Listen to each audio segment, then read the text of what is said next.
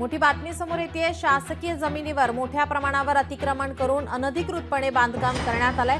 काही ठिकाणी धार्मिक स्थळं तयार करण्यात आले आहेत। यावर आता कधी कारवाई करण्यात येणार असा सवाल संजय उपाध्याय यांनी विधिमंडळामध्ये उपस्थित केला आहे।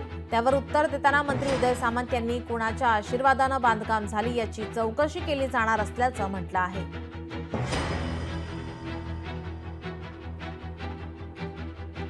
मुंबई आणि MMRDA क्षेत्रामध्ये मोठ्या प्रमाणावर शासकीय जमिनीवरती अतिक्रमण होत आहे। अनेक ठिकाणी धार्मिक स्थळे बांधली जात आहे। मी एकच उदाहरण देतो।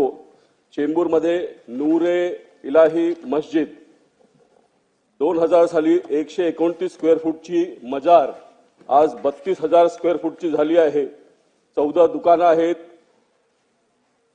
लग्नाचा हॉल आहे, लग्नाचं मैदान आहे। आणि साहेब, देशातलं नाही जगातलं 8वं आश्चर्य म्हणजे ही मजार जमिनीवर नाही तर 3ऱ्या माळावर आहे। 6 महिन्यापूर्वी मी महाडाच्या सर्व अधिकाऱ्यांबरोबर बैठक घेतली होती, पण आजपर्यंत कुठलीही कारवाई झाली नाही। अनेक वेळा नोटीस देऊन सुद्धा प्रशासन याच्यावरती कारवाई का करत नाही? आणि जे अधिकारी कारवाई करत नाही त्यांच्यावरती, त्या अधिकाऱ्यांवरती काही कारवाई होणार का? आणि या जवळपास 10 लाख स्क्वेअर फूट जमीन शासनाची याच्यावरती अतिक्रमण मुंबई आणि आसपासच्या क्षेत्रात झालंय, याच्यावरती शासन गंभीर आहे का? 2001 पासून आतापर्यंत हे जी काही 20 वर्ष गेलेली आहेत, या 20 वर्षामध्येच ते अनधिकृत बांधकाम झालंय। त्याच्यामुळे सन्मान्य सदस्यांनी पहिली केलेली मागणी जी आहे त्या अनुषंगाने मी सांगतो की हे कोणाच्या आशीर्वादाने झालंय याची पहिली चौकशी केली जाईल। हे का पाडलं गेलेलं नाही याची देखील चौकशी केली जाईल।